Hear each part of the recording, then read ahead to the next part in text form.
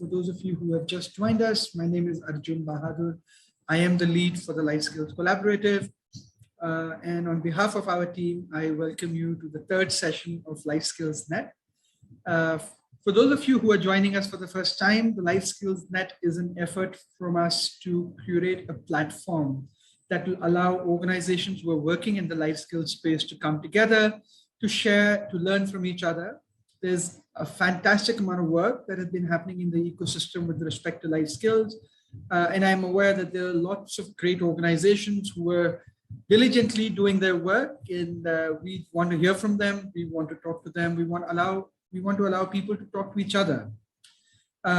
We've run 2 sessions in the past. The first session of LifeSkillsNet, we had a conversation on the need for a common vocabulary. We had Maya Menon from the Teacher Foundation joining us. The second session was around the assessments of life skills and what are some of the efforts that are happening. And we had colleagues from ICRW, CSSL, which is the Center for Science of Student Learning, and Dream a Dream join us and talk about their work in the assessments. And today we are all gathered here to talk about the role of the community in life skills and what kind of inputs are available, what inputs we should take. A lot of us who work in this space recognize that there are lots of frameworks on life skills, and all those frameworks drive curriculum, and those curriculum then lead to content development, teacher training, and then rolling out of life skills programs. We feel that an important piece that might be missing in some of these conversations is around the voice of the community. So what is the voice of the community? How do we collect that voice? What are some of the efforts that are currently underway? And to talk about that, we have a fantastic group of ladies joining us today. So I'm not going to do a lot of talking today. I just wanted to let you know that LifeSkillsNet is happening. I'll take a minute more to talk to you about the Life Skills Collaborative and what we are doing there. And I'm going to hand it over to the 4 ladies that have joined us, who are fantastic individuals. I will introduce them in a minute. But before that, I just want to let you know that this is an effort by the Life Skills Collaborative, a collaborative that has 18 organizations working to bring life skills to the center stage of conversation. We are working to develop a common vocabulary. We are working to create assessments that can be made available on the public domain. And we are actively pursuing an effort to bring in the community voice into this the work that is happening around life skills. With that, I want to introduce Neeta Agarwal, who is the program manager at Porticus Asia, one of the very strong supporters of the work that we're doing in life skills. So thank you, Neeta, for joining us. We have Nikita Bengani, who's the director youth programs with Quest Alliance. And it'll be just wave out so people know that who I'm talking about. I know your names are showing up, but still, thank you. We have Pauline Gomes, who's the deputy director, strategic partnerships and scale up with Breakthrough. And we have Purnima Ramanujan, who is the head of research and statistics unit at ASEN.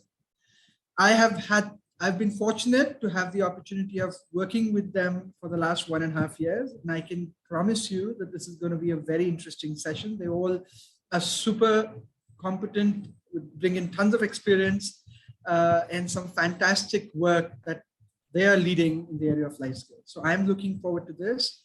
But I'm going to invite Neeta, who's going to moderate this session for us. Neeta, with this, I'm going to hand it to you to take us through the rest of the session on how important community is in the work that we're doing in life skills. Over to you, Neeta.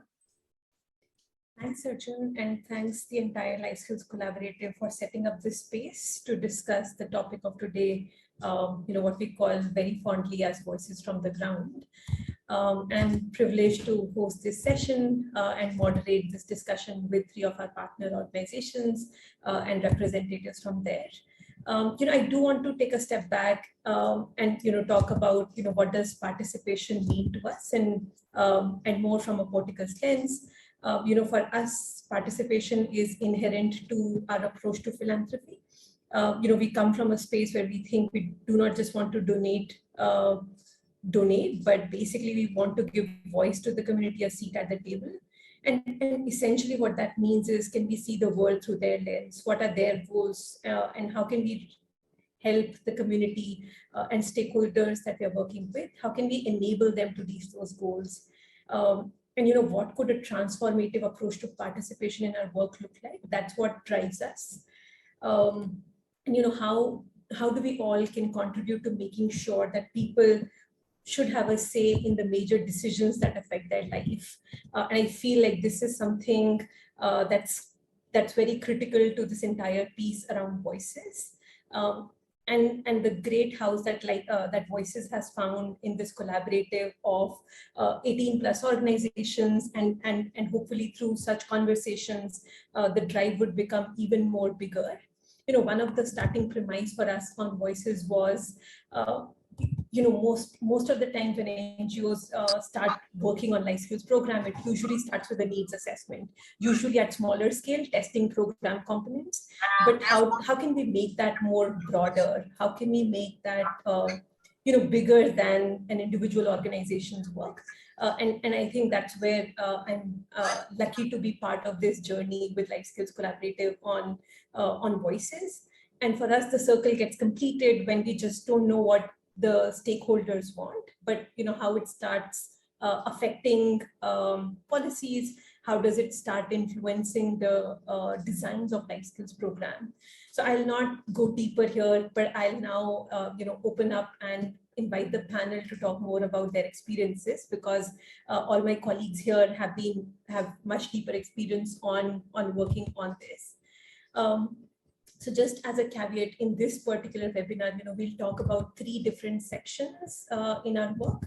The first section would focus more on, how do we create a process for listening to stakeholder voices and why is it important?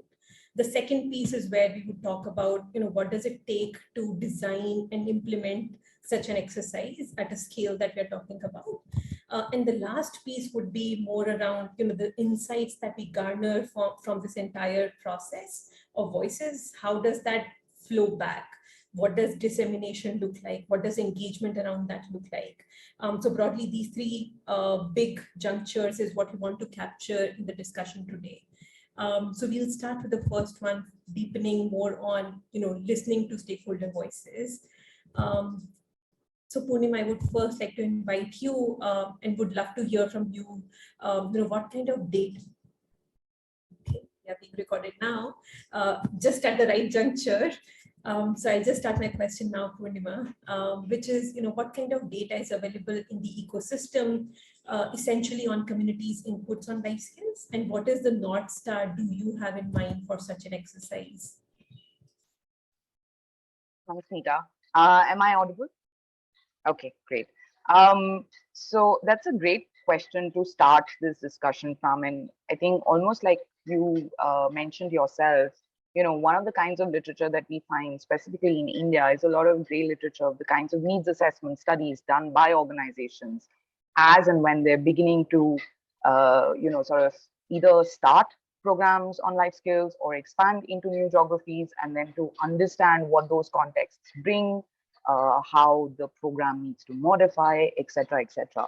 But on the other end, I'd like to think of the broad literature in 2 ways. One is sort of more direct literature coming from program evaluation studies, whether using randomized control trial designs or other kinds of designs as well, small scale, slightly large scale. And these studies have specifically looked at impact of program on largely this body of literature and evidence is coming from work done with adolescents and youth. So to what extent are these programs helping youth develop some important measures of life skills, typically within self-esteem or self-awareness, developing confidence, communication skills, etc. However, another strand of literature within this segment itself is also on how youth and adolescents respond to programs addressing gender attitudes. Specifically gender attitudes that support equity, equality, and behavior, gender supportive behavior. And this is some of the work that has been done by Diva Dhar, Seema Jayachandran, actually with Breakthroughs program in Haryana. And there's several other literature, small scale studies from Karnataka, Uttar Pradesh, which are also on the similar lines. However, on the other side, there's another bucket of literature where we find that the work on life skills is not direct. So this is not program evaluation studies, but these are studies that are trying to get to contextual aspects that are life skills.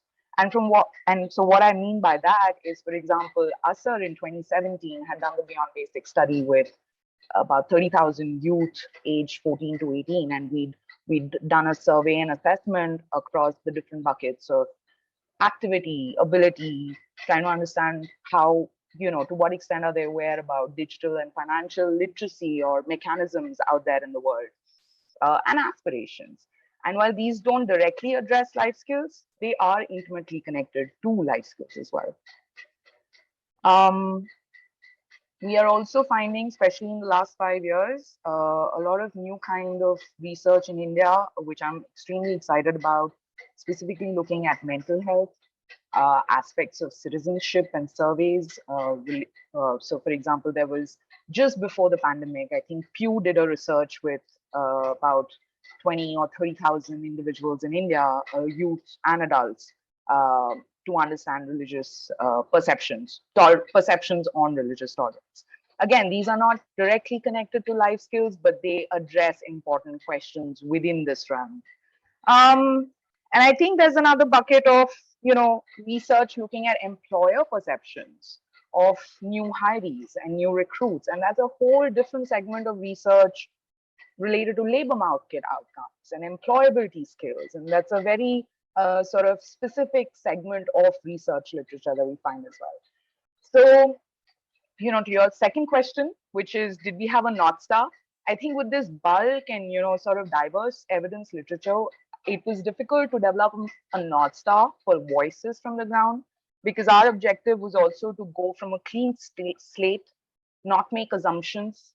Also, we had a wide, diverse context and geography where we were going to be collecting data ourselves, very specific objectives that we were dealing with. So I'd like to say that it wasn't like we had a North Star for the voices, but the North Star were the objectives that we were working with. But we've certainly been sort of influenced by this source of literature that there is.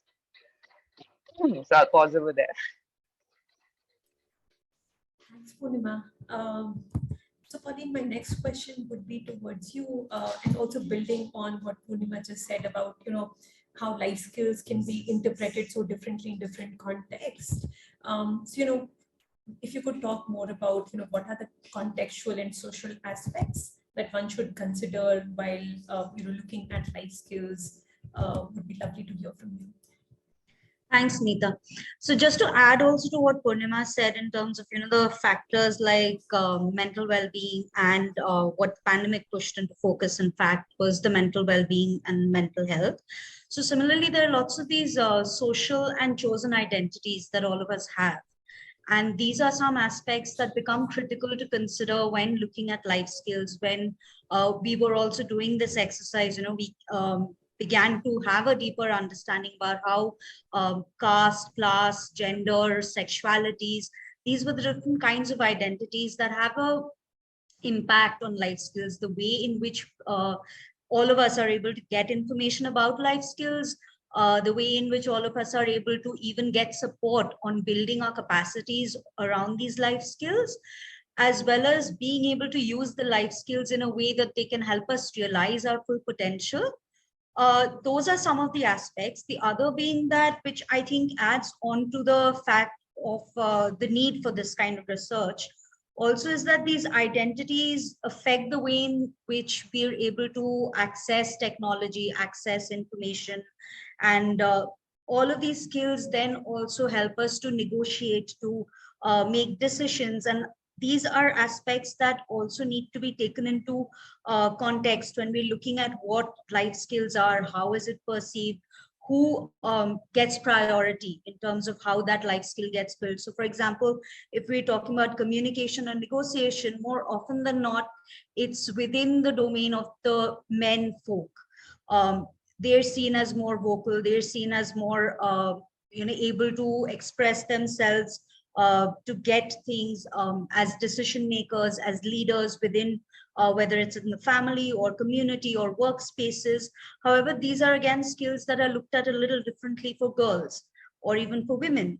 And therefore, that lens of being able to bring that nuance in terms of how gender plays out, how the disabilities or abilities of a person plays out in the way they're able to access these life skills, or even information or programs that help them get access to these life skills, services that help strengthen the life skills.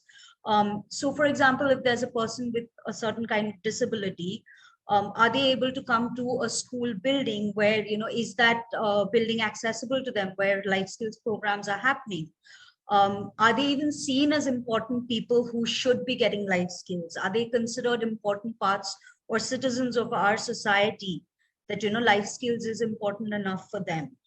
People with psychosocial disabilities, when we are talking about mental health and well-being, how do we see that? Whether it's in the context of gender, of sexuality, or also of people with psychosocial disabilities, how do we see a certain life skills play out for them? What does it mean for them when all of these people are looking for employment? And like Purnima said, that employability skills are also part of life skills. Do we see it as important for these sets of people when they talk about further education, when they talk about choice of partners, of their sexual or reproductive health? What is it that we see as important for them? How do we consider them as important?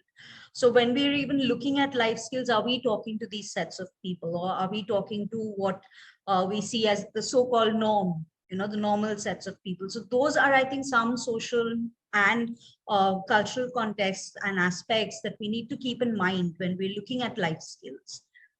So back to you, Neeta. Thanks, Pauline, for outlining the nuances and several equity dimensions that exist within this.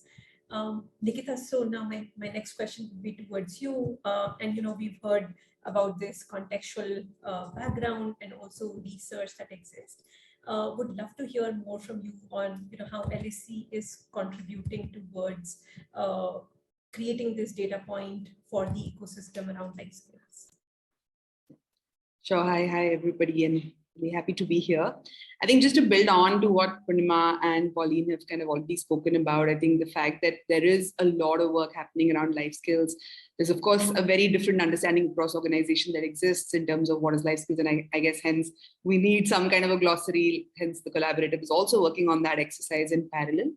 But I think the important bit for us has been that, if we were to actually see life skills really institutionalized in the country as part of the education systems, we need strong voices, and we need voices from across the board, just as Pauline spoke about it, that, how we have such diverse sets of individual, young people with various kind of, diversity. So the idea with the Collaborative definitely has been that if we were to actually, put aside all of this together, and I think since a lot of work in life skills is already going on, there does exist a fair bit of information, which I think Purnima also touched upon. But is there some kind of a consolidated space where a lot of this information and data is coming together for anybody to access? So also, is this information available in public domain for any practitioner, for any policymaker, for any young person to access on life skills, is what really the idea is. So hence, I think for us, a big piece in terms of what is our idea of creating this data for the ecosystem is really to say that if you're able to collect all of these diverse voices, put them together in a meaningful manner so that anybody has access to this information, it's available in public domain. I think that's where we really want to go, in terms of how we see our role as a collaborative. And I feel like, as we're also moving further in the social space, I think the idea of collaborative action becomes more and more important. Only so much organizations can do individually, but the moment you sort of go at a certain goal in a collaborative manner, your voice is a lot more amplified. You're able to do a lot more from what you're saying. You're able to influence and negotiate a lot more. So I think that's the whole idea of the kind of data we're trying to collect and what we intend to do with it in terms of making it available in the public system. So yeah, I'll stop there, Neeta, and hand it over back to you. Nikita, that's helpful to get an insight on how the voices work is happening within LifeSkills Collaborative. And also request to participants who've joined in, if there are any questions, feel free to put them in the chat, and we'll definitely take the questions along the way. Now in my next segment, we do want to get into nuances of, how this entire piece of voices is built together. So my first question, Purnima, would be to you in terms of, what are the key factors that we should keep in mind while designing and implementing, especially the large-scale data collection from the community, which includes, youth, young people, teachers, parents, and even from vocational centers.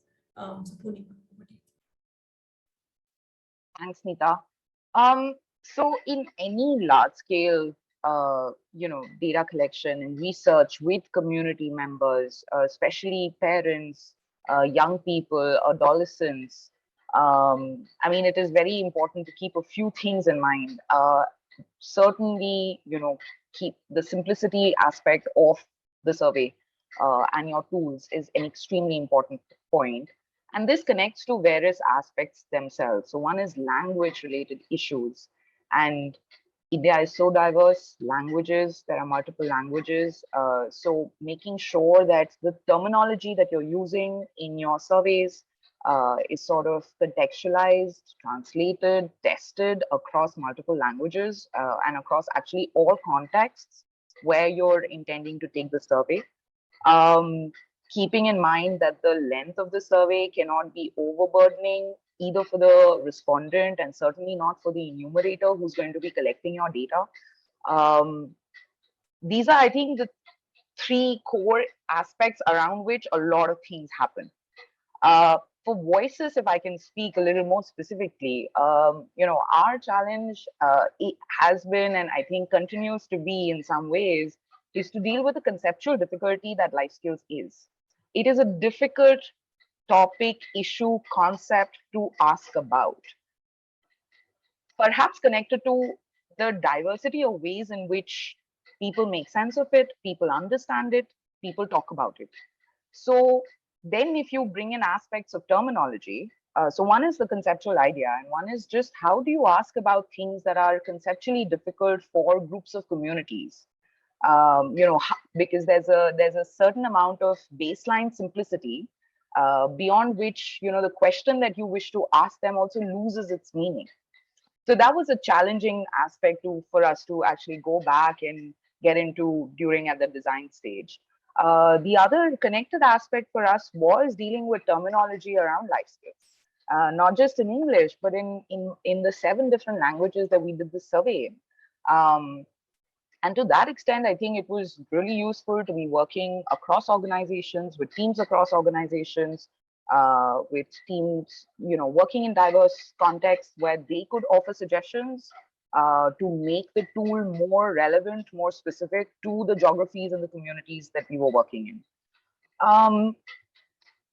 I think again, voices specifically, and this would matter for any large scale exercise, I think the medium and the mode in which you're collecting, enumerator led or in-person led, is it phone-based survey? And for voices, at least the first year, we knew we were going to be doing phone-based surveys, which add their own dynamics and difficulties and challenges to the tool design. Because nobody wishes to talk to you on the phone beyond a certain amount of time, and you cannot also expect people to give too much time. So you have to keep a short survey, you have to make it simple, you also want to be conceptually detailed or at some depth to be able to pose questions that are at some depth to be able to get interesting insights and data.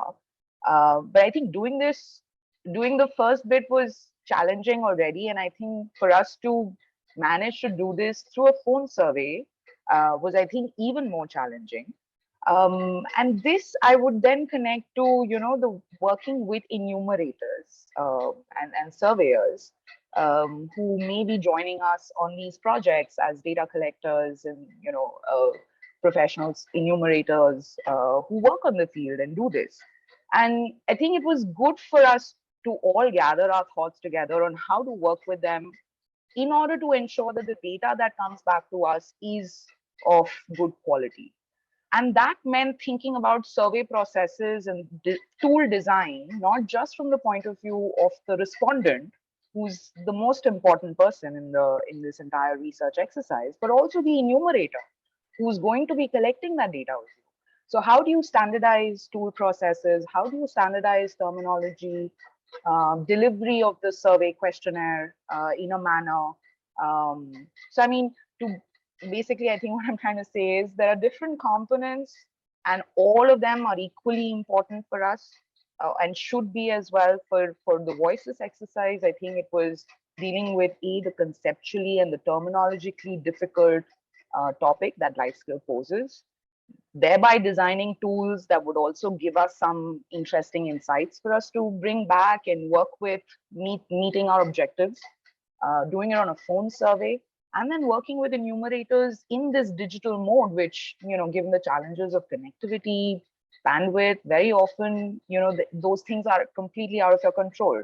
And yet you cannot afford to also forego the training processes that have adequate preparation time, adequate training time, are in the languages that the enumerator is going to actually do the survey in, rather than in like English, for example.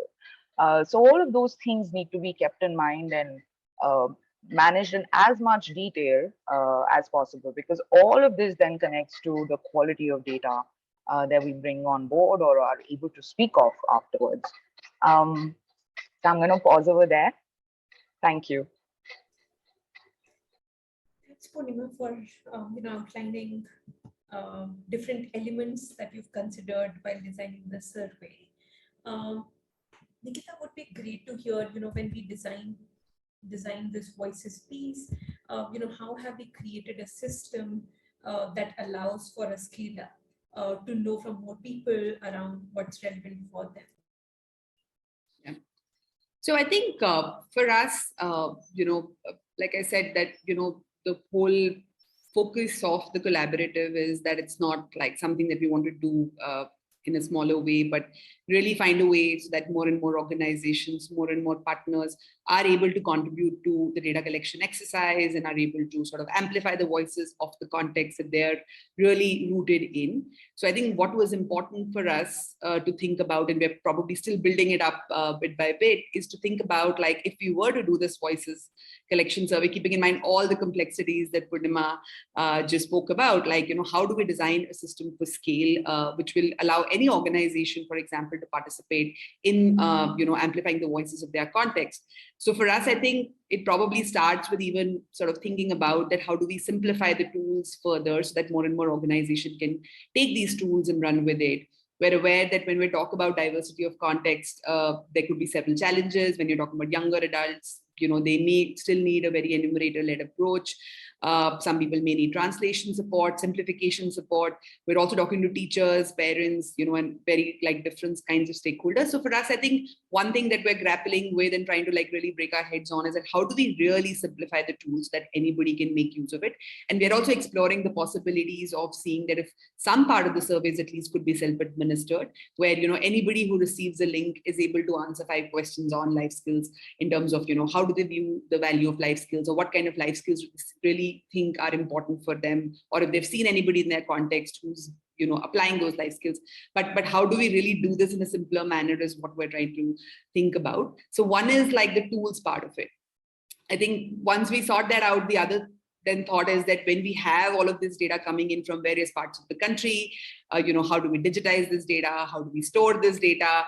Once we store this data, then how do we analyze this data? Because again, if you have a bulk of data, then again, manual analysis is going to take a lot of time, may bring in a certain amount of subjectivity. So how do we even look at doing some amount of analysis through some code-based stuff, and then again ensuring that there are no biases that creep in on the analysis front. So that's the other piece that we're trying to design for. And lastly, as we have the analyzed data, then how do we really put it out in a manner that anybody is able to visualize, understand, and sort of make meaning for it. So I think the idea really is that how do we really simplify all of these processes, do that at scale, use technology to our advantage. And then basically from all of the different types of organizations and partners who are being able to contribute to this data, we're able to also push this data back to them, so they're able to then make use of this data, dissect it, cull out the insights that are meaningful for them to inform their practice, to influence their stakeholders. So that is what we want to make them available at the end of the day in the form of dashboards, which they can, dissect and see different filters and see different permutation and combination to understand what is the data really telling us. So that's the kind of system we're still trying to design for, and hopefully with our next level of data collection exercise, that's what we intend to do. And we'd be more than happy to share more details of that as some of it comes together for us as well as we move along. So I'll stop there, Neeta, and hand it over back to you. Thanks, Nikita. Just checking, am I audible enough? Great. And I see, a few participants joined in a little late. So just as a quick summary of where we've landed, I do want to call out that, Voices is particularly an effort that's led by LifeSkills Collaborative. And the idea here is to get inputs from the community on what skills does community feel are important with respect to life skills, and then use that input to bring it back to policymakers, bring it to NGO partners for implementation. So that's the context of the conversation today. And right now we are at a stage where we are talking about how LifeSkills Collaborative and our partners have gone about doing this exercise at a certain scale, and what does next step look like. So we are at a juncture where, Pauline, I want to bring you in and would love to hear how LifeSkills Collaborative is now planning to undertake this data collection from stakeholders over the next 3 years around life skills. Sure, Neeta, thank you. So, just from the experience that Nikita and Purnima both shared, what we're planning to do going forward is looking at adapting these systems, in a way that they can take into account the diverse contexts, the diverse mediums, the diverse languages, look at how the data can be slashed by people who require to use it. So what Nikita was also saying, if there's a certain partner, they need to use the data in a different way, they have the freedom to do it. So we're looking to adapt the systems. The other thing that we're looking to do is also maybe complement this large scale data that we have with some small scale but nuanced and deeper understanding through qualitative insights that we're looking to be able to collect from the stakeholders that we are collecting data from. And also, and I think Purnima also talked a little bit about this, where we can onboard and expand the collection process. So we're looking to be able to expand and engage with different CSO partners who can help us collect this data, who can help us take it to a wider ecosystem. So a diverse context, the diverse geographies, and that's where we're looking to be able to take the data to collect the data from, and be able to do this in the forthcoming years. So that's what we're also looking to be able to do. I don't know if Purnima or Nikita would like to add something to this if I've missed something. Yeah, I don't think you missed anything, Pauline. No. Okay. Happy to expand though on several of those remaining aspects. Yeah.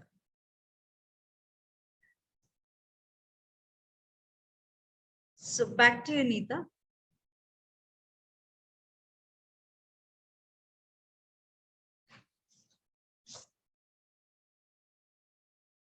Oops, I think we lost Neeta. We'll just wait for her to be back. Sorry about this. But while we're waiting, I suppose we can continue the conversation on this last point of dealing with this expected marriage of sort of simplicity, diversity of tool design, and how also to create nimble, simple systems. I mean, nimble and simple tools and systems, and I think it's one of those intractable challenges, or feels like one. Mm-hmm. True, and you know that we've had these challenges, right? Especially with the situation that COVID put us in the first year, where we wanted to be able to go in and collect qualitative data, but then we had to, rehash the systems, rehash our tools, and we conducted a phone survey, which we felt while we were getting very rich data, it was still a little limiting in the way that we were, able to collect data. We had to also reduce some of the extent of the sizes of respondents. So those were some challenges, but I still think that going forward, I think there's scope to be able to build on some of these things. So yeah. Okay, brilliant. Well, thank you so much. This has been really interesting so far. And while we were waiting for Neeta to join back, I'm guessing there was probably some issue with her network. And I understand she's planning to join back. I think there have been some questions on the chat, and I was thinking maybe we can pick up with those questions. Let me see if I can find them.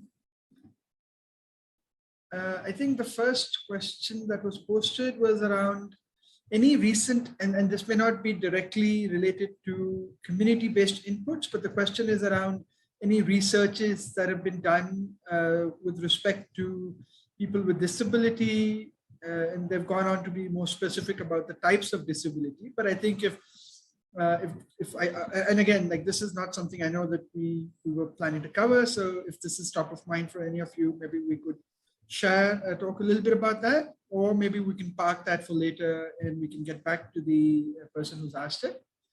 But I will pause to see if any of our guests have anything to add to that. Sorry, I was just unmuting. I personally haven't also come across any research, because that tends to be a very specific sort of medical and neuroscience within the realm of medicine and neuroscience research. I could be mistaken. I hope there is such research happening out there. I assume it would probably be more in global north contexts, though I'd love to be proven wrong. Thanks, Purnima. So unfortunately, we don't have a direct answer for you in that, but I think there are other questions around what resources are available, and what maybe for that, I can also point, I request one of my colleagues to put our website, which has a lot of resources that one can use. And maybe in the narrative of the discussions, some other resources maybe our guests could point to. Then I think, welcome back, Neeta. We were just going through the list of questions and seeing if we can actually figure out some question answers. I think I'm looking at some of the other questions, and I feel like maybe they are not directly on the subject, and maybe we can wait to see if we can get to them a little bit later. I think there are questions on baselining of life skills and assessments. And again, while that's a more assessment related question, maybe there is a link between how the community voice could then possibly inform some of the ways in which we are designing these assessments. And maybe that could be something that we could talk about with respect to this particular question. And so I'm going to leave it there, Neeta. Welcome. We're glad to have you back. But I guess what I've opened up as a conversation before you take the conversation further is if there is a way that we could look at, how do I then decide the baseline in terms of measuring a student's progress on life skills?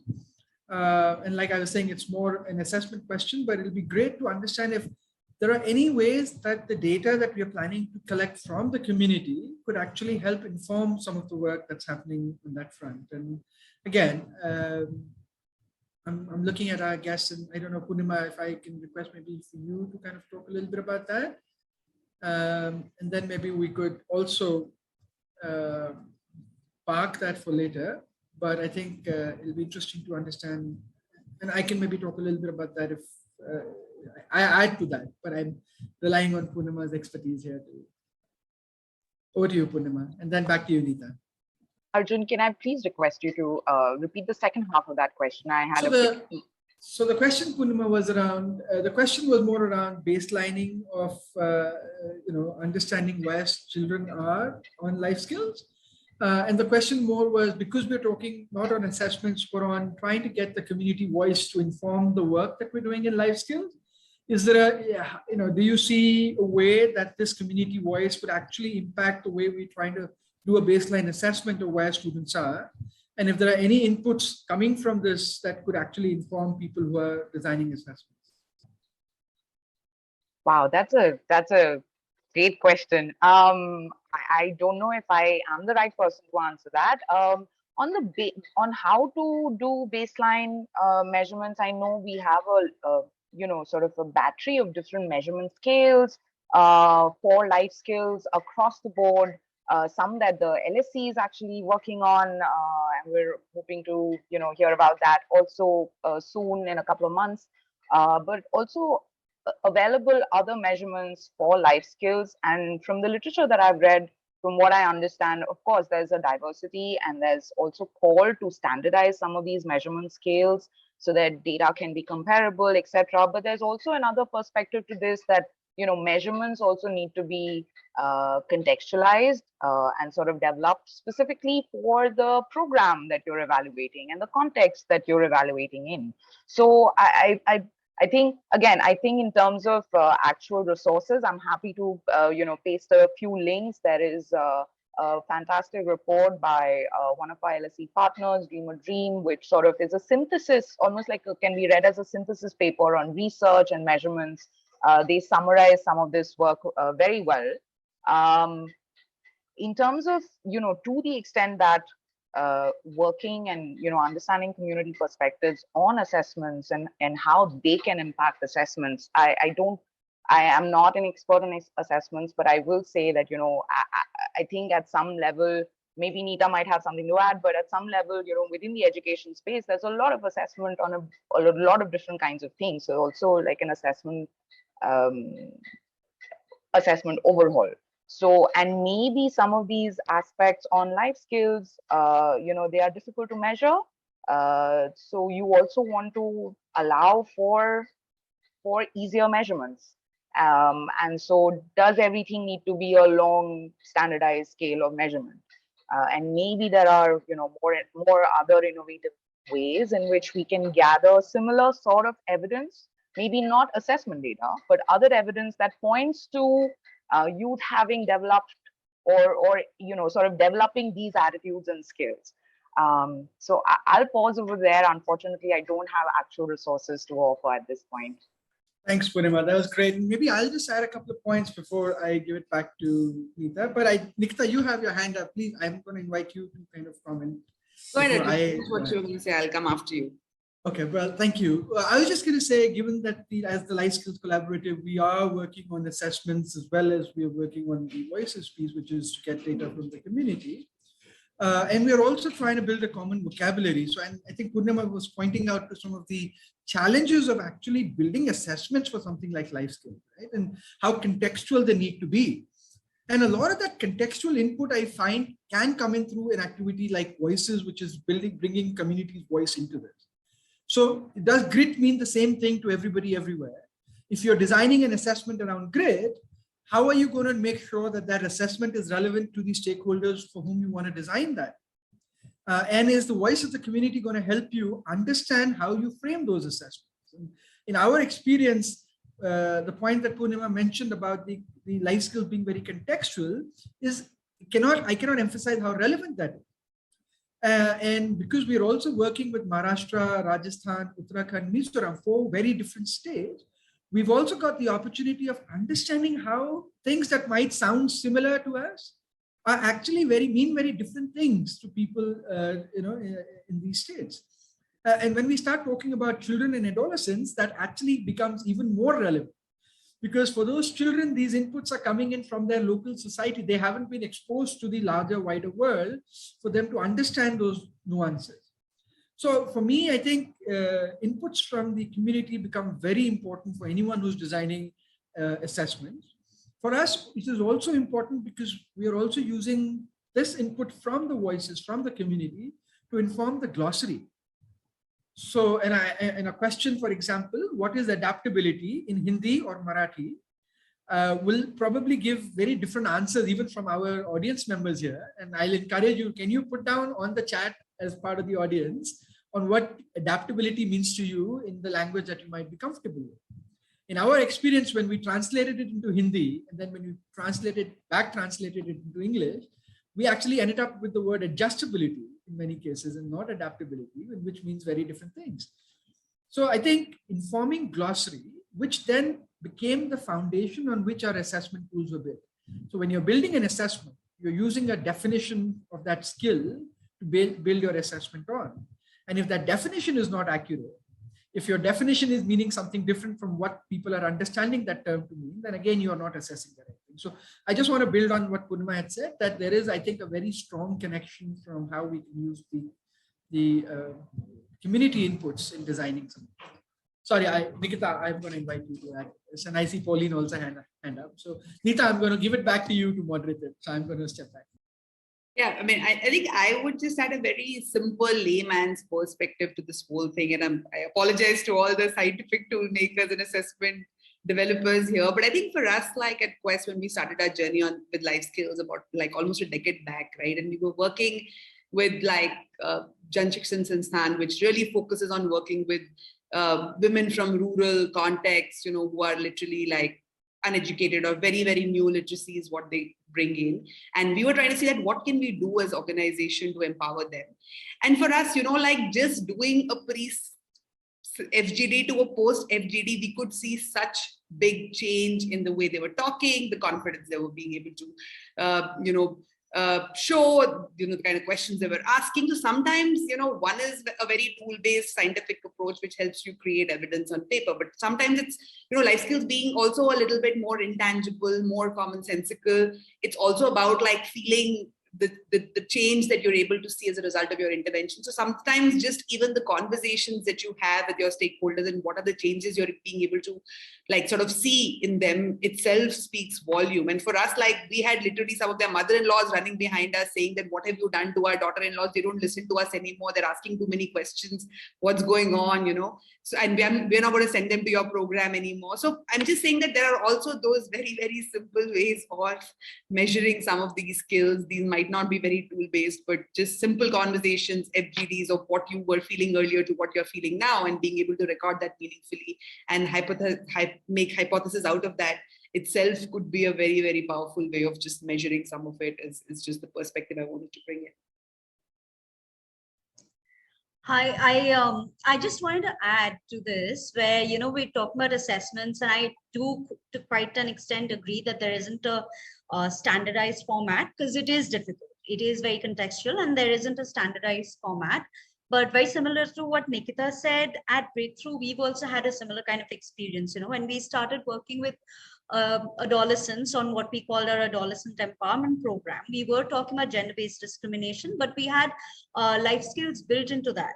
And many of these young people started going back homes or in their schools asking questions about, you know, if this is about my life, why am I not being made a part of the decision-making process? I have something to say. Why am I not being heard? I might be a girl, but that doesn't mean that I don't have the choice to, you know, go and study in a certain college outside of my village. So those were some of the questions they were raising.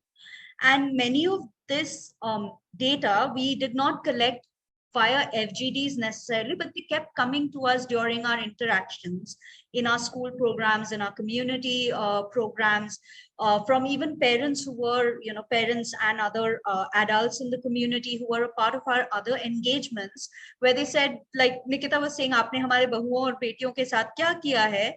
These parents were asking us the same questions. What have you done to our children? They've become more vocal. They are asking us questions. The teachers were coming back and saying that, you know, they've become more participatory in the classes.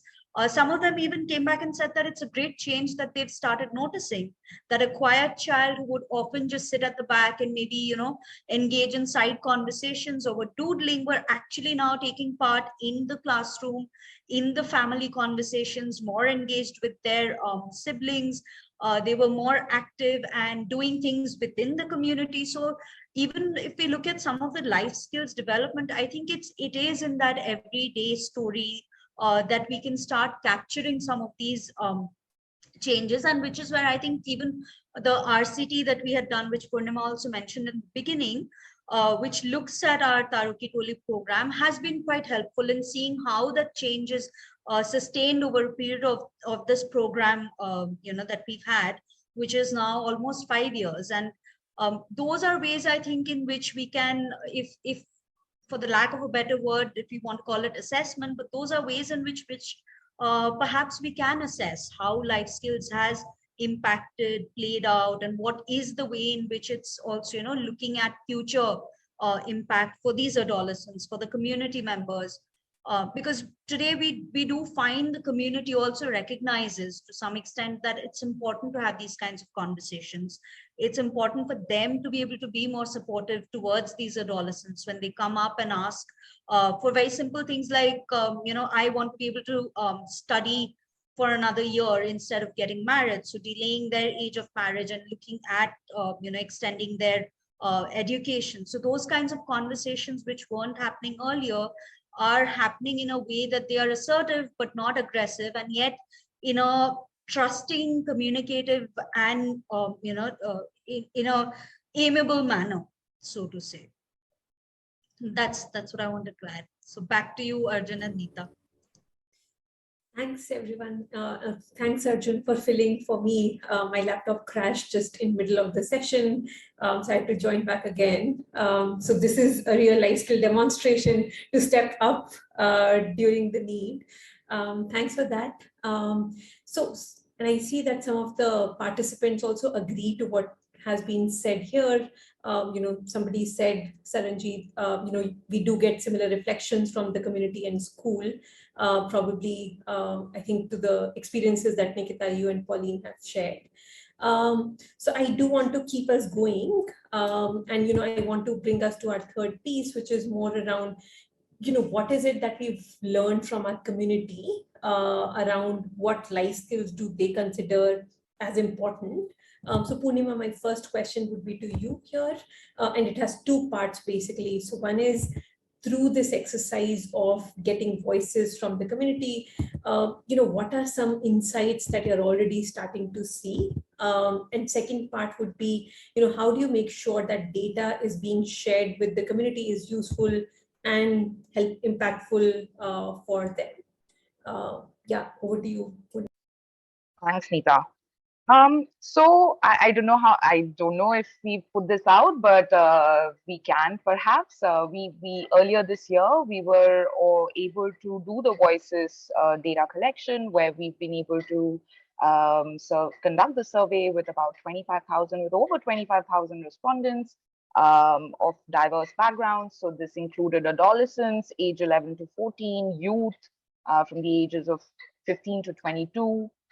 Parent respondents and teachers, both from schools, that were from the upper primary level and above, as well as vocational training institutions, which included, industrial training institutions and other kinds of vocational training institutes. So it's been the last couple of months and weeks has been very interesting as we've been looking at the data. And I am sharing I'd like to share some top level highlights which we've been discussing with our partners as well. Some of what we've been finding has been also confirming some of what we know from the literature. In terms of awareness, for example, what we're finding is that teachers, of course, tend to report far higher levels of awareness on life skills. This is both general life skills as well as specific life skills, where you get into specific skills like communications, collaboration, or resilience. So in terms of terminology, what we're finding is that teachers have greater exposure, obviously, because, they are within the education system. They're often also engaging in curriculum development, design, or discussions around it. They do have far greater exposure in some ways than parents and youth.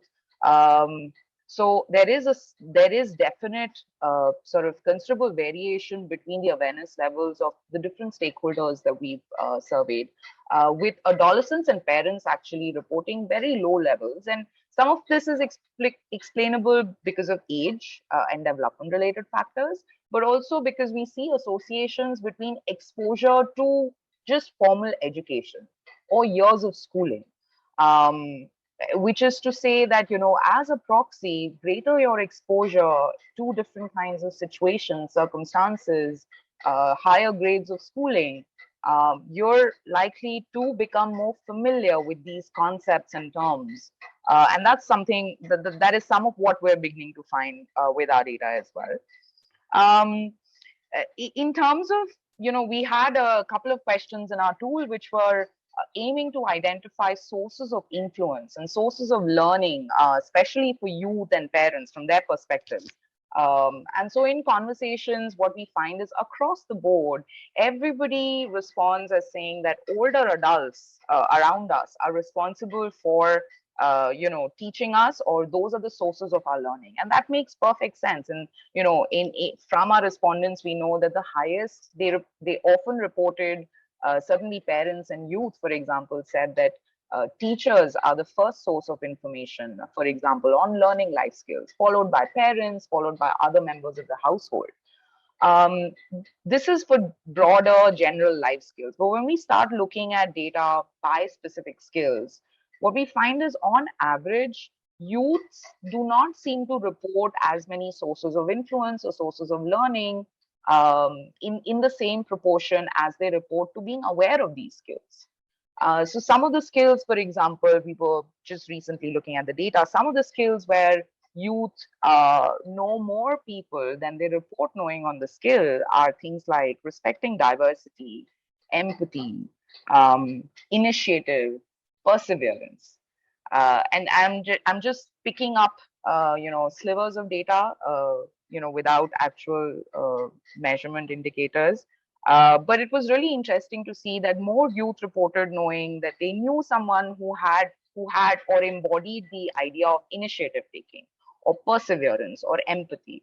On the other end, on skills like coping with stress, self-awareness, resilience, ICT literacy, these are the skills, some examples of skills where youth often did not report knowing, or a higher percentage of youth did not report knowing anyone around them who seem to embody these skills.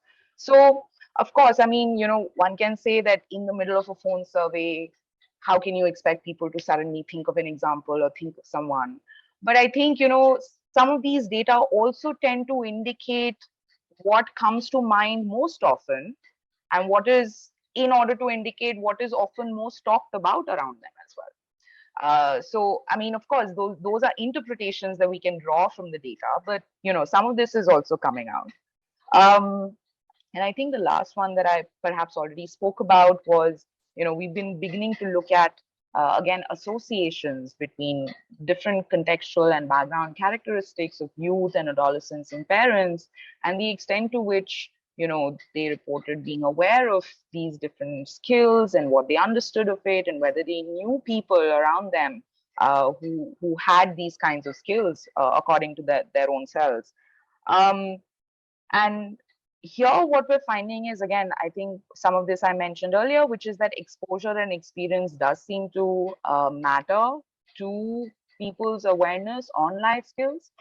Interestingly, for youth, not only is it connected to years of schooling, but it's also connected to their participation in vocational education programs.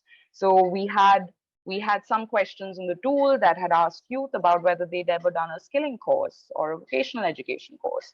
And we're finding, correlations and associations between the groups of students or the groups of youth who had taken some vocational education and who were able to sort of at least report higher and greater familiarity with these concepts.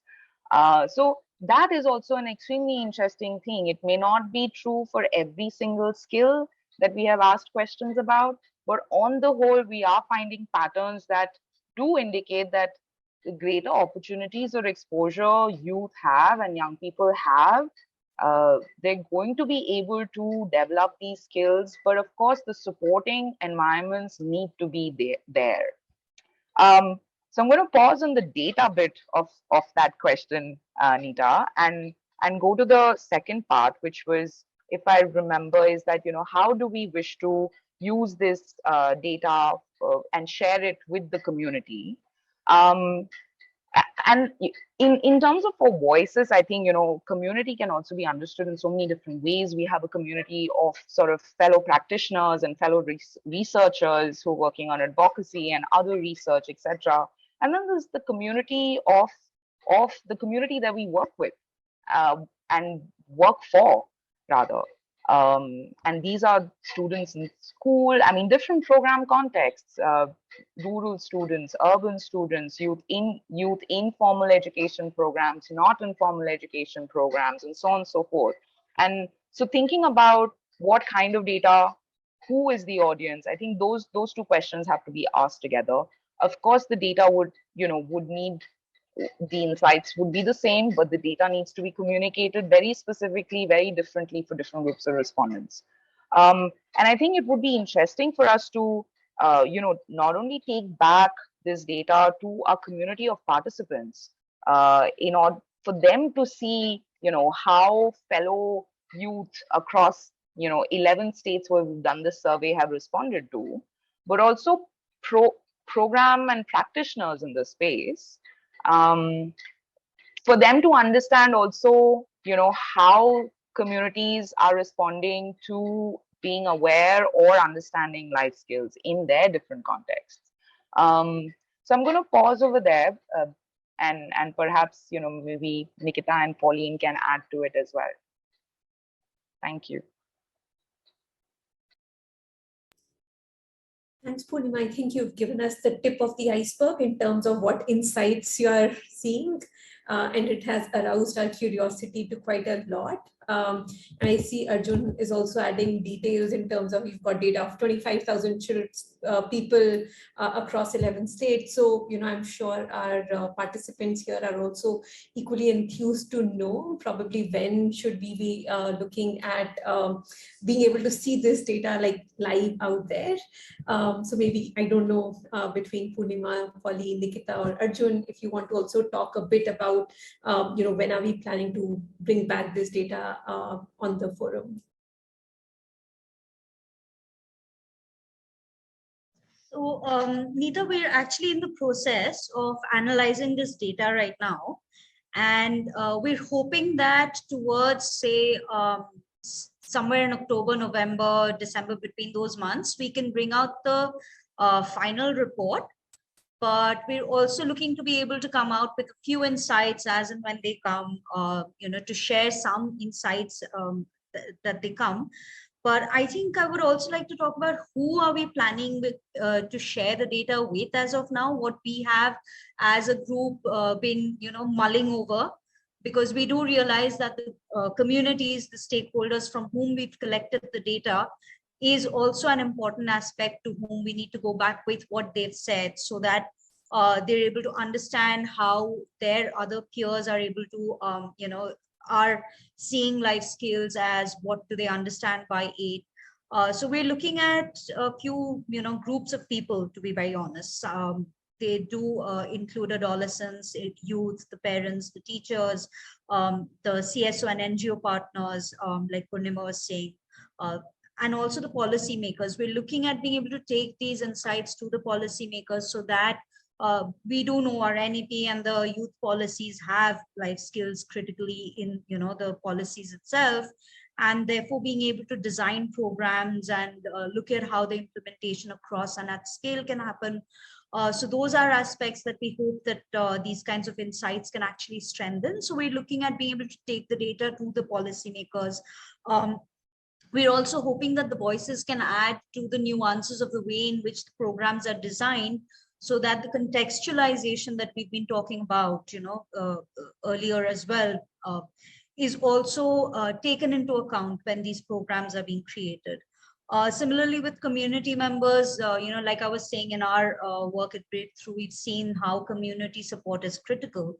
Therefore, I think also taking this insight back to the community in terms of adolescents, parents, and other community leaders is equally critical, so that they're able to understand how their community perceives life skills, how their peers perceive life skills, what is it that they see as priority, where is it that they need support on, to create a system that supports these adolescents to be able to develop their life skills, to be able to access these, opportunities for the different life skills in a way that it is equitable, that it is inclusive. And of course, I mean, the community also involves the adolescents and, the young people, so that they're also able to articulate, verbalize, ask for these life skills, make sure that when these programs are happening, they're able to participate in it. Or even if there isn't a program, they're able to come together as a community and raise the demand for it. So, even from that lens as well, there is a lot of aspirations we as a group have towards these insights, and therefore we're hoping to be able to achieve these. We're also looking at being able to share it with the CSOs and NGOs so that, when some of us, and I can see from even our participant list that there are a few of us who work with adolescents, with the education system. So we're able to strengthen our programs. We're able to take the programs and amplify them. We're able to use these voices to make programs that are actually useful for the communities where we are working come on board. Like I said even earlier, come on board to the voices, the collaborative group, add more nuance to our data that is there, so that we're able to also strengthen this going forward. So those are ways in which we're looking at being able to impart or share these insights with the different community members and the stakeholders with whom we've engaged with for the study.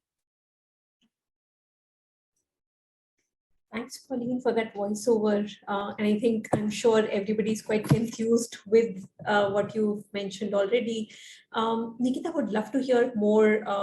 Pauline alluded to policy and practice level changes. So NEP and other policies, would be great to hear your insights on, how do you think these insights from community around what life skills are important to them? So how do these voices link to changes at policy and practice level, and what changes do we see this making in that journey?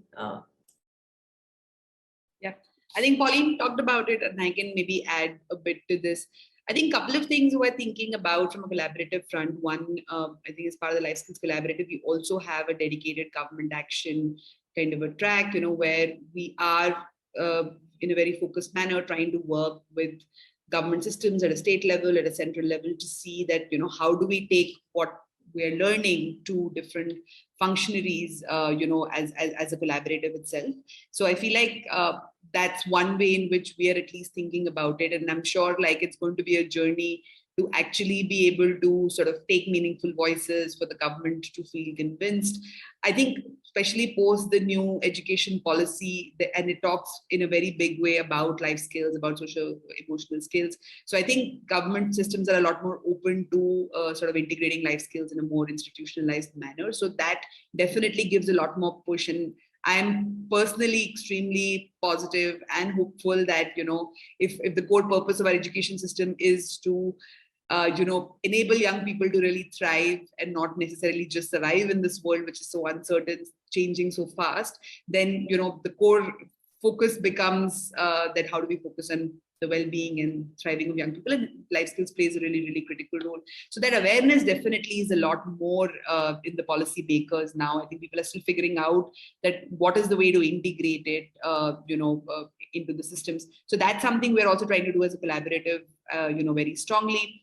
And even outside of the collaborative, even as individual organizations who function, strongly alongside who are working to bring about certain kind of system reform in government function systems, we are also continuously advocating for integration of life skills, employability skills. So we, for example, as Quest, work very strongly with the Ministry of Skills Development and Entrepreneurship, right? And there we are right now working on developing employability skills curriculum for the ministry, and that has huge component of life skills. So we're also sort of drawing upon from what we are learning in the collaborative, and also being able to take it out in our own spaces where we are being able to influence through our work and our sort of relationships in the government systems that we work with. And I think the other piece that I feel I wanted to add to what Pauline was saying, right? I think all the voices that we're collecting from all of these stakeholders, especially the young people, the teachers, the parents, I think taking these voices back to them, I think brings a certain sense of empowerment that one, it's not just one person feeling a certain way. It's a full community of young people, a full community of teachers, a full community of parents who feel that, you know, education systems could do with certain focus on certain critical skills. And when they see that, you know, there is almost like a countrywide conversation that's happening around some of these subjects, it gives them a lot more empowerment to demand some of it in their immediate spaces, right? I mean, you know, for a young person who's in school or in an educational space, could actually hold systems responsible. And I think that's what, as practitioners, especially in the social sector, we all dream about, right? Like, our role becomes really redundant when community starts to sort of really take ownership of what they would want to see as change and hold systems accountable for that change to come in. So I think the kind of voices that we could bring in potentially also, you know, could lead to some kind of a community-led movement, some kind of a practitioner-led movement where we're able to then influence the systems a lot more from, you know, various spaces. So that's the kind of power it could potentially have if we were to, you know, do this in the long run. So yeah, that's where I feel that this could go for us as we move along. It just sounds like a very ideal, rosy picture, and probably it's a journey for us to get there. But that's really where I hope we can get to from the exercise we're doing today.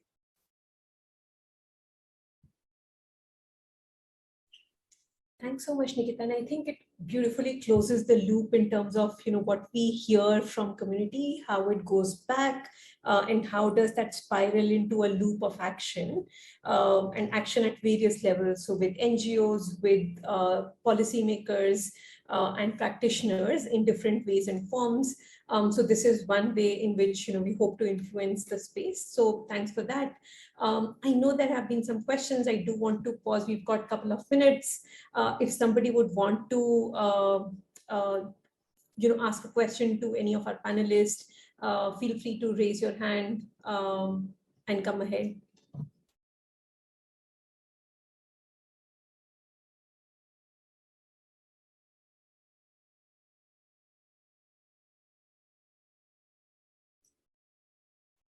So I think there's a comment on the chat, Neeta. While you read that, there have been some questions that had come in earlier. And we've also had some questions from people who've been watching us on LinkedIn. I think one of the questions that maybe we can touch upon is try to go through the list and see. So I think one of the questions is asking us that since there's a lot of work that has already been happening on the you know, on life skills, where is the gap? Why is there the need felt to get inputs from the community, and hence requiring us to kind of focus on an activity like the one that we've embarked on? So I'll let you choose, Neeta, who you want to answer this question, but maybe one of our three guests could possibly respond. And just to reiterate the question, saying there's a lot of work that is happening in the ecosystem around life skills. Where is the gap that is requiring us to kind of get inputs from the community? I would actually open it up to the panel. So whoever has a compelling answer right away, please come ahead. Oh, I see Pauline has raised her hand already. Pauline. Thanks, Neeta. I was just wondering in terms of, you know, the way that we've been working. I think for us, the gap has been in being able to look at it via the lens of inclusion and intersectionality. To quite an extent, the way that I was talking about, where we have to take into account the different identities that all of us hold, especially through the lens of gender, sexuality, caste, class, disability, which affects the way in which we can access, say, education, or these other hubs where the life skills programs are primarily available through. So am I a regular school goer? Am I a first-time learner in my community or family? Makes a difference. So the accessibility, who has that accessibility? I think those are some gaps, because right now it's life skills as a program is one delivered by a school, and I understand the importance for that. I'm not denying that.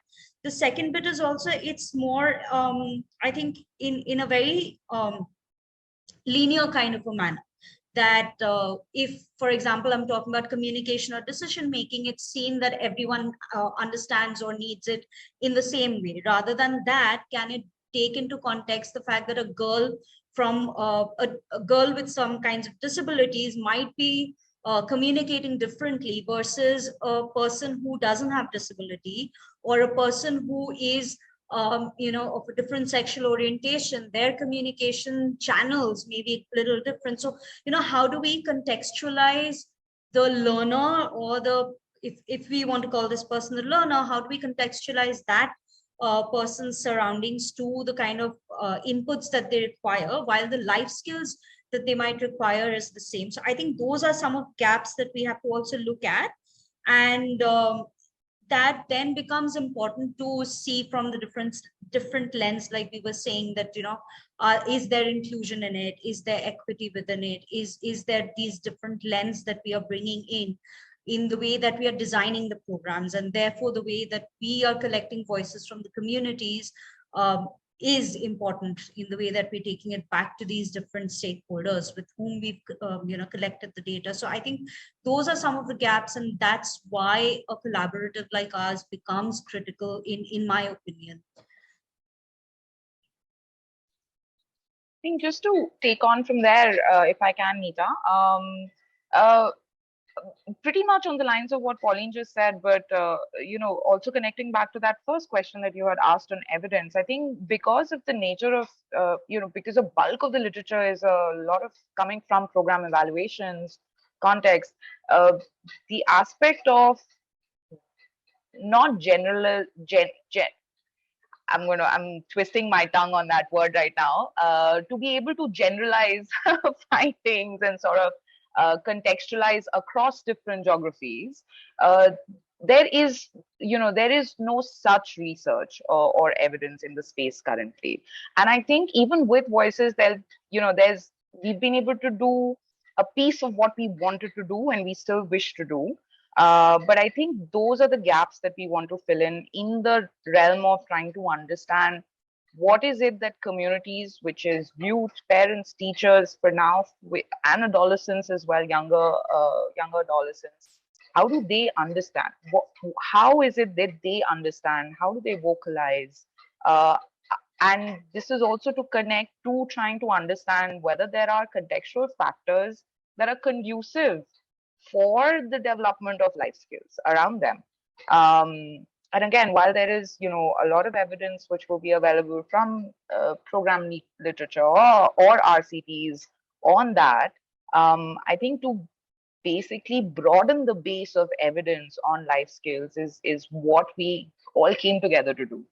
And to be able to do it in different contexts, through different ways, so that these conversations can start both at the top, but certainly at the bottom and within the communities that we work with, and also within policy circles, specifically in order to make sure that life skills is sort of then not approached as a separate thing that we need to do, but really integrated in the way that we educate and learn and conduct the business of education, so to speak. So yeah, just to add, thank you.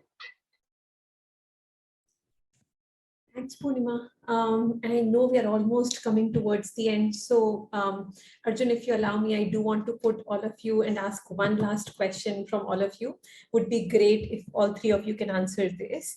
So, running this exercise around developing the tool, the survey, getting voices from the ground, creating a skeleton structure and system around it. What's been a personal learning or a personal takeaway from this entire exercise for you? So yeah, while you're thinking, please feel free to raise your hand, whoever wants to go first. So, in this entire process of doing this collaboratively across organizations and with a bigger life skills collaborative group, one thing that has stayed with you? I could probably get us started.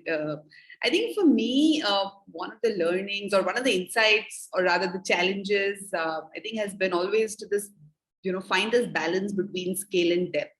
I think we've constantly also as part of the, anchor partners of the voices, we oftentimes have a lot of discussions, arguments, conversations around this, right? That while like there is a lot of nuance in terms of like, when you're collecting information, how scientific do we want to be about it? How do we ensure more depth? How do we do it just perfectly right? To then also saying that as you want to scale this, to more and more people and get more and more voices, what are we willing to let go in that process, which still keeps your exercise useful, meaningful, and still like serves the purpose, but yet it also allows more and more people to participate. So I think this balance between scale and depth, and for it to sort of become a large scale exercise and the depth we want to still stick to, I think that has been a difficult balance, I must say. And we're also still very delicately trying to figure this out. But that's definitely been, a useful and a very interesting insight to think about. And I think it's a typical duality that exists in many facets of life, right? As social sector practitioners, we always are also constantly talking about it. And it's interesting how it manifests in this space as well in such an interesting manner. So that's definitely been one of my, learnings and something that gets me thinking quite a bit. I'll stop here, Neeta, back to you. Thanks, Nikita. Polly, Purnima, I see you. Yeah, I did. Thank you. Absolutely plus 100% on what Nikita just said. That is always something. We're still not in the balanced middle, and it continues to remain a challenge. But I think for me, the one takeaway that I come away with, and this is also a duality of sorts also, I feel, at one end, there is the discussion and, sort of glossaries and coming together, sort of a standard or a common language of discussing life skills. At one end of the conversation, we have that. And then when we go back to the community and do data collection and kind of look at what is coming out, there is also a diverse range of perspectives on how these concepts are understood, what matters, what seems to matter more or less. And I think I am always fascinated by this spectrum of, at the one end, there is the need for common language, and on the other end, there is diversity. And it sits at two, I don't want to say opposing ends, they seem opposing, but when we come together to do the voices exercise, I think they make for very interesting conversations as well as challenges, while we put together survey tools and then get down to the brass tacks of research, I suppose. Yes. Thanks, Purnima. Quite bang on in terms of, how do we individually define it for ourselves and particular group versus broadly global national definitions. Yeah. Pauline. Yes, I think I echo both what Nikita and Purnima said. And for me, along with all of this, the other challenge has been in the method and the tools, in the way that I know initially we had started out with wanting to have qualitative data. And we were looking at getting nuances, getting different kinds of inputs and richer voices. Not that we don't have rich enough data, but I think somewhere, even as a group, we've been still wanting to use mixed methodologies so that we're able to collect more nuances. We're able to unlayer some of, the context that we spoke about, which I think is something that we're hoping to be able to do as well. But it's been a critical learning, not just for me, but I know that quite a lot of us in the group, that having mixed methodologies, being able to go to a different or a varied set of stakeholders, even within adolescence, looking at different kinds of adolescents, not just as a certain linear kind of a group, has been one of those kinds of learning for all of us as well. And I think specifically for me, being able to kind of stay within the restriction of say using online surveys versus being able to go into the community and being able to connect these qualitative data from the people with whom we are trying to get their voices from. And so that has been one of the critical learnings, that's important, but that's also a way in which we have to look at how we are collecting these data, how we are creating the systems, how we are creating the tools, what are these methodologies that we are using, how are we using a feminist approach to the research that we are conducting in collecting these voices. I think that has been a critical learning for me in this process. Thanks, Pauline. Very helpful and reflective. With this, I do want to bring this panel to close. I know we've got last 2-3 minutes, and Arjun, I know you may have a couple of updates on what's coming next. And maybe you also want to take a question which was there on SEL, social emotional learning skills and life skills, and how do we understand that? So over to you, Arjun, and thanks so much, Pauline, Purnima, and Nikita, for your insights, and looking forward to hearing more from Voices Track. Thank you so much, Nita, for anchoring and moderating that session. And thank you, Purnima, Pauline, Nikita, for taking out time for doing this. And I think sharing all of these learnings with the community. In addition to the people who joined us here, we've had a fair number of people who've been watching us on LinkedIn. Excuse me, there have been some questions that have been coming to us from there as well. And I know Nita pointed out to one particular question, and there are other questions that are still coming in. Unfortunately, we don't have time to take up too many questions. I'll respond to maybe a couple very quickly. One on LinkedIn, which was asking about which skills that we should focus on based on the inputs that we are getting as part of the data that we've been collecting. To that, I want to say, please watch the space on our website. That a lot of that is still in process. We're still analyzing a lot of those inputs. Yes, we do have inputs on which skills people think are more important versus others among different age groups, among different stakeholder types. But I think it's still very early for us to kind of talk about what those results are telling us. But I'm very curious to know. So I'll ask you to join me in being patient enough to find out. We will be sharing these results to the external ecosystem. You should look out on our website, the LifeSkillsCollaborative.in, and we will continuously put out updates there as well. Even our social media handles will have some of these shortly coming out. Nita's point on the question around SEL and life skills, and for me, I'm not the best expert to answer that question, but in my mind, often I have seen these terms being used interchangeably. I do think that there are a certain subset of skills people refer to when they talk about social emotional learning. And I've seen that people think of a slightly broader set of skills when they talk about life skills. My understanding is that the way we look at life skills at the Life Skills Collaborative is inclusive of the skills that you would typically find under the social emotional learning skills. So life skills for me is the broader umbrella under which we'll find all of these kinds of skills. But more and more, I have seen people use these terms interchangeably. So I think if you know which particular skills you're talking about, the glossary that we've come out with, and again, I'll request one of my colleagues to put a link direct to the glossary on chat. Feel free to look at it. We've got 51 skills defined there. Before I go, I know we are bang on time. I have one more thing to share with you. It's been a fantastic experience collecting data from the community to understand what they think about life skills. And I think we are probably one of the few setups in the country that is trying to do this for the first time, a very comprehensive insight into how the community thinks of life skills. And for a change to bring ground up data into this conversation, which is typically led by academicians and researchers and experts and largely top down with respect to the frameworks that one sees. So I think this is really exciting for us. We are looking to collect 200,000 data points over the next year and a half. And I want to put this call out to people who have joined us, who are obviously interested in this space. If you think you want to be part of this, if you're curious to know how this works, please let us know, write to us. And we are looking at organizations to help us capture some of these insights.